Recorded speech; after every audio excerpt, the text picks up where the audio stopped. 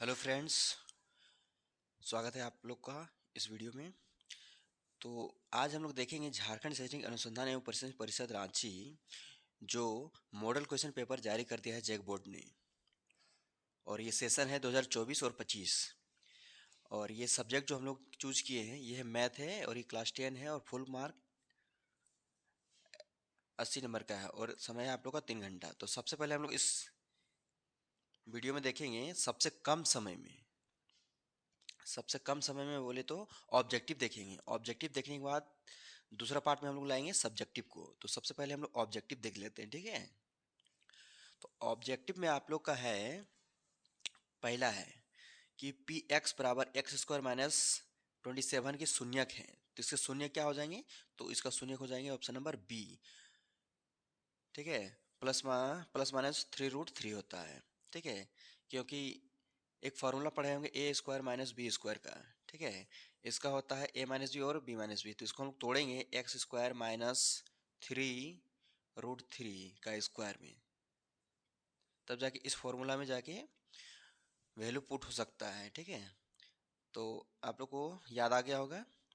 Next में देखते हैं दूसरा क्वेश्चन में, यदि किसी बहुपद का ग्राफ एक्स अक्ष को 3 बिंदुओं पर प्रतिष्ठित करता है तो इसमें कितने शून्य शून्य होते हैं? तो एक्स अक्ष पे देखिए 3 बिंदु प्रतिच्छेद करते हैं, ठीक है। 3 बिंदु पे तो टच करेगा तो इसका 3 शून्य हो जाएगा, ऑप्शन नंबर बी हो जाएगा। नेक्स्ट में आपका है तीसरे नंबर में, और कम समय में इसको देखिए, क्योंकि अभी आप लोग के पास समय बिल्कुल कम है, तो उस कम समय में ज़्यादा चीज़ पढ़ने का कोशिश कीजिए और समझने का। तो चलिए तीसरे नंबर में आते हैं, दो परिमेय संख्याओं के बीच कितनी परिमेय संख्या हो सकती है? तो दो परिमेय संख्याओं के बीच अनंत परिमेय संख्या हो सकती है, ऑप्शन नंबर डी।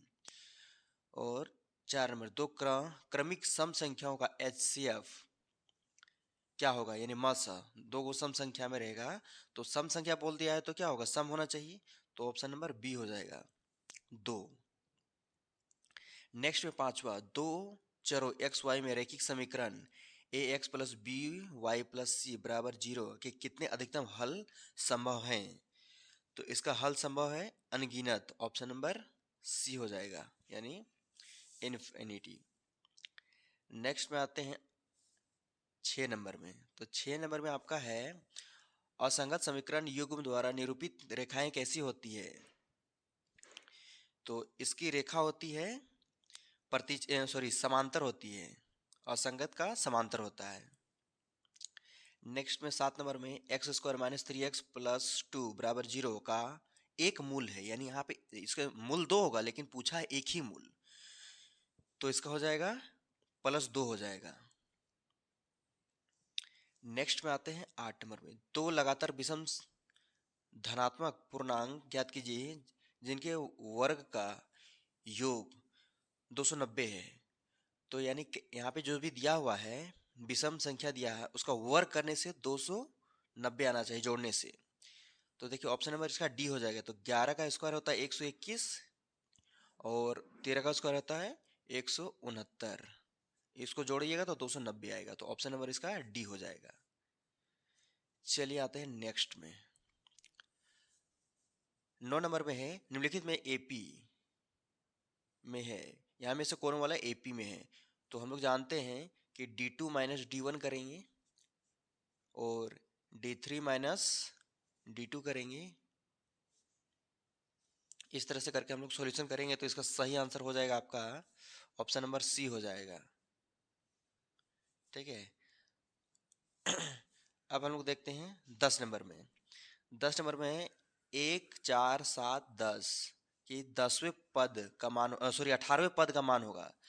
तो ए का वैल्यू देख, यानी ए 18 पूछा है, तो ए 18 का वैल्यू होता है, डायरेक्ट फॉर्मूला में पुट कर देते हैं, ए प्लस 17 डी में पुट कीजिएगा।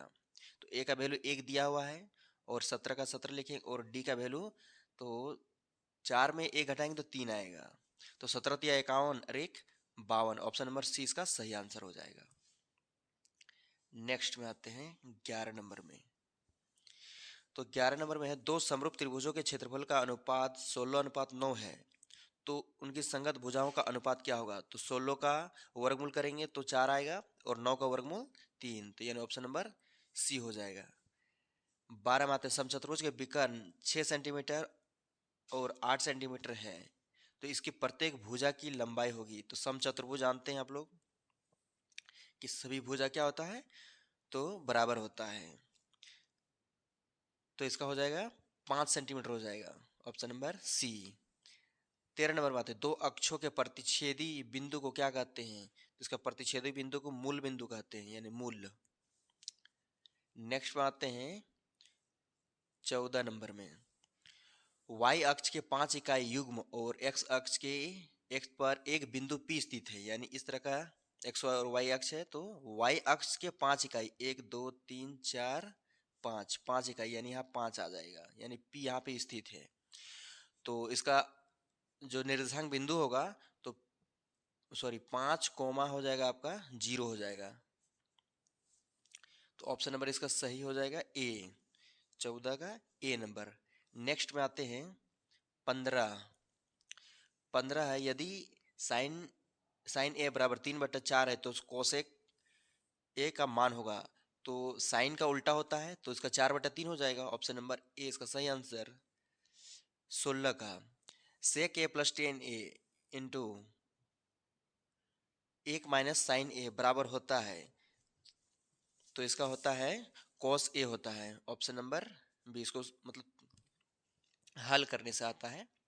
17 नंबर में आते हैं, यदि 10 ए बराबर √3 तो ए का मान क्या होगा?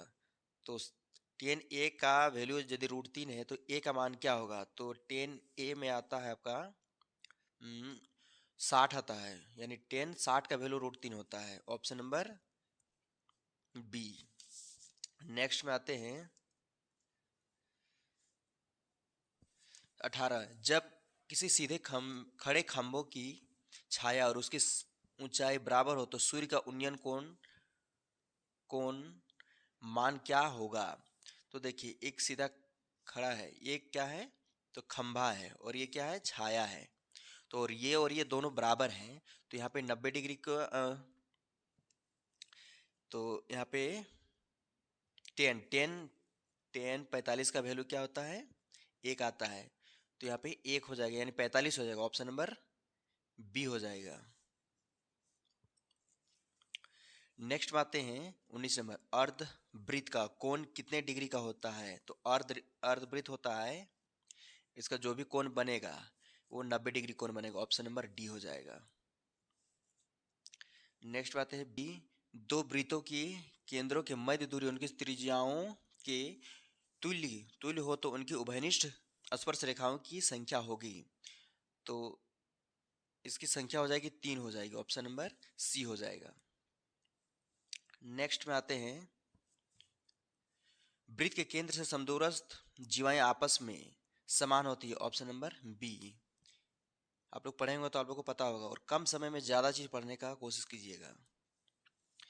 22, दो गोले के आयतन का अनुपात इतना है तो उनके पृष्ठ क्षेत्र का अनुपात होगा, तो इसका हो जाएगा 2,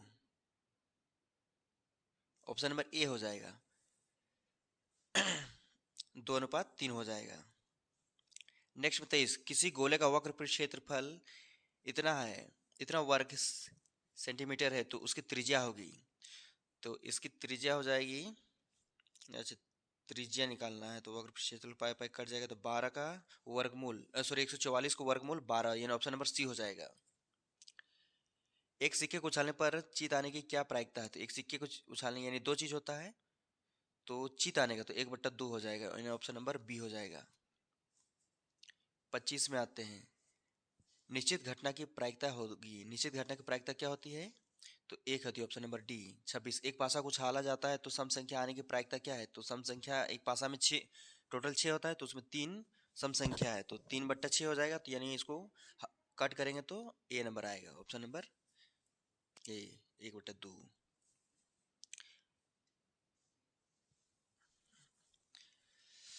27, यदि x प्लस 2 3x और 4x प्लस 1 समांतर श्रेणी में हो तो x का मान क्या होगा? तो x का मान क्या होगा? तो समांतर श्रेणी में है, तो हम लोग क्या करेंगे, इसको सबसे पहले घटाएंगे, तो घटाएंगे कैसे? तो 3x माइनस एक्स माइनस 2 बराबर 4x माइनस 1 सॉरी प्लस 1 और माइनस 3x। जब इसको हम लोग सोल्व करेंगे ना तो 3 आएगा, ऑप्शन नंबर सी हो जाएगा, ऑप्शन नंबर सी। 28 में 6, 8, 9 एक्स तथा 13 का माध्य 10 है तो एक्स का मान क्या होगा? अच्छा, माध्य तो सभी को जोड़ देना है, इसका माध्य दे दिया है और इधर सबको हम लोग जोड़ देंगे। तो जोड़ने के बाद इधर कितना 1 2 3 4 5, 5 से हम लोग भागा दे देंगे, 10 5 50। इधर जोड़ेंगे तो कितना आएगा, यानी 6 प्लस 8 प्लस इस तरह के सारा जोड़ लेना है। उसके बाद इसका एक्स का वैल्यू निकाल देना है। तो इसका सही आंसर हो जाएगा 14, ऑप्शन नंबर सी। नेक्स्ट में आपका है 29। 2 6 4 5 0 2 1 3 2 का बहुलक है। तो सबसे ज्यादा बार देखिए 2 आया है, 3 बार आया है, तो इसका बहुलक हो जाएगा ए, यानी ऑप्शन नंबर ए होगा तो 2 हो जाएगा इसका बहुलक। 30 में 8 7 12 15 10 9 11 की माध्यिका है। तो यहाँ पे देखिए अरेंज कीजिए, पहले 7 है, 8 है, 9 है, 10 है, 11 है, उसके बाद 15 है, तो बीच में आता है आपका 10, ऑप्शन नंबर ए। सही आंसर ये हो जाएगा, ऑप्शन नंबर ए। उम्मीद है आप लोगों को समझ में आया होगा और कम समय में ज़्यादा पढ़ने की कोशिश कीजिए। आप लोग से यही रिक्वेस्ट रहेगा। वीडियो देखने के लिए बहुत बहुत धन्यवाद।